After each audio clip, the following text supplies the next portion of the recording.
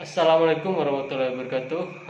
Baiklah rekan-rekan, pada video kali ini kita akan membahas mata kuliah ekonomi koperasi, di mana kita akan membahas materi yang berjudul organisasi koperasi dalam sistem pasar.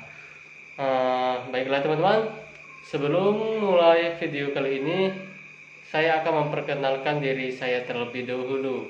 Perkenalkan, nama saya Rian, NIM 19122 1043, kelas 4 RPA Manajemen.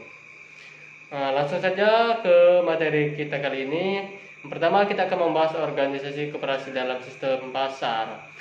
Koperasi sebagai bagian dari sistem pasar secara keseluruhan. Koperasi akan bersaing perusahaan-perusahaan lain yang bukan koperasi.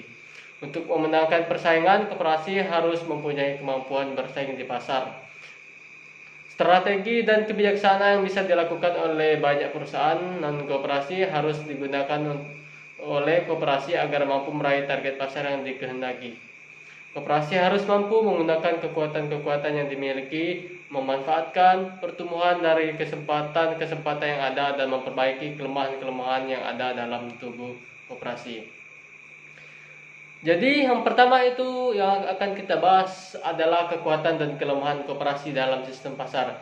Jadi teman-teman, koperasi merupakan organisasi yang dimiliki oleh para anggota, sehingga dapat memanfaatkan kekuatannya berkaitan dengan economies of scale atau adanya pembelian yang banyak. Yang kedua adalah bargaining position di pasar, kekuatan dalam tawaran produk. Yang ketiga, kemampuan dalam menghadapi ketidakpastian, uncertainty, adanya internal market dan external market, resiko ditanggung oleh bersama.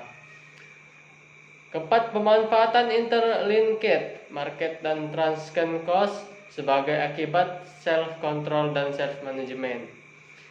Adapun kelemahan-kelemahan koperasi berdasarkan prinsip-prinsip, yaitu yang pertama, koperasi mempunyai prinsip keanggotaan bersifat terbuka dan sukarela. Ini akan melemahkan permodalan dalam jangka panjang. Yang kedua adalah prinsip kontrol secara demokratis. Yang ketiga, prinsip pembagian sisa hasil usaha berdasarkan jasa anggota. Dan yang terakhir ada prinsip bunga yang terbatas modal. Hal-hal yang dilakukan oleh koperasi untuk memperkecil tingkat kelemahan yang ada. Satu, koperasi dapat membatasi jumlah anggota, asal pembatasan ini tidak artifisial atau pembatasan yang dibuat-buat. Yang kedua, koperasi dapat memberikan preferensi tertentu terhadap jumlah modal yang dimasukkan oleh para anggota. Yang ketiga, bunga modal yang terbatas adalah bunga yang wajar, artinya bunga yang di pasar. Dan yang keempat, pemasukan modal pada koperasi merupakan jasa. Semakin besar modal yang dimasukkan, semakin besar juga jasa yang didapatkan. Selanjutnya kita akan membahas koperasi dalam rantai tata niaga, di mana alternatif rantai tata niaga ini mempunyai tiga pilihan. Yang pertama itu adalah pedagang, yang kedua adalah produsen, dan yang ketiga adalah konsumen. Produsen mempunyai tiga alternatif pilihan, di mana satu, menjual langsung konsumen, selanjutnya menjual langsung ke pedagang, dan yang terakhir menjual langsung ke koperasi. Konsumen mempunyai tiga alternatif pilihan: membeli barang produsen secara langsung, mengontrak dari pedagang, dan membeli dari koperasi. Apabila produsen membutuhkan beberapa input, ada 4 alternatif pilihan. Yang pertama, menyediakan input olehnya sendiri. Yang kedua, membeli input dari produsen input. Yang ketiga adalah mengontrak dengan pedagang input. Dan yang terakhir adalah berdagang dengan sebuah koperasi. Selanjutnya, sasaran integrasi vertikal melalui koperasi. R.A. Supriyono tahun 1985, integrasi vertikal merupakan salah satu strategi alternatif dalam masyarakat memperluas lingkungan hidup. Kegiatannya dengan melaksanakan integrasi ke belakang atau hulu backward atau depan hilir forward. Integrasi ke belakang bertujuan membantu kelancaran atas kemanfaatan sumber-sumber bahan mentah. Dengan demikian dapat menimbulkan risiko kekurangan bahan mentah serta menjamin biaya yang rendah. sehingga perusahaan memiliki keuntungan strategi dibandingkan dengan para pesaingnya. Integrasi ke depan bertujuan sebagai jalan keluar untuk menjamin kelancaran penjualan produk jasa yang dihasilkan perusahaan.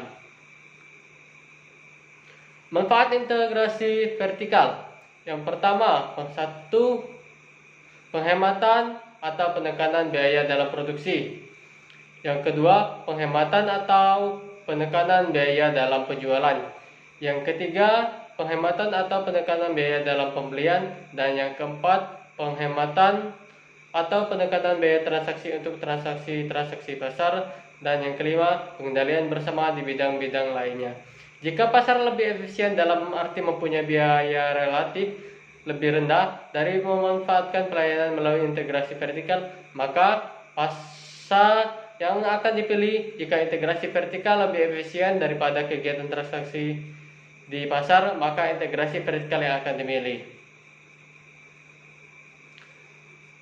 Materi selanjutnya adalah yang keempat, sikap terhadap kebijakan harga koperasi. Bila dilihat dari anggota dalam koperasi yang begitu dominan, maka setiap harga akan ditetapkan koperasi harus dibedakan antara harga untuk anggota dengan harga untuk non-anggota. Hal ini yang membedakan kebijakan harga di koperasi dengan perusahaan lain. Segmen pasar dalam koperasi terbagi menjadi dua, yaitu anggota dan bukan anggota. Sedangkan perusahaan non-koperasi adalah masyarakat umum yang tidak punya kaitan kepemilikan dalam perusahaan tersebut. Bila anggota tersebut dipertimbangkan dalam pengambilan keputusan tentang harga, maka koperasi tidak dapat menentukan harga pada saat keuntungan maksimum. Baiklah teman-teman, itulah penjelasan singkat dari saya. Semoga bermanfaat bagi kita semua. Akhir kata, wassalamualaikum warahmatullahi wabarakatuh.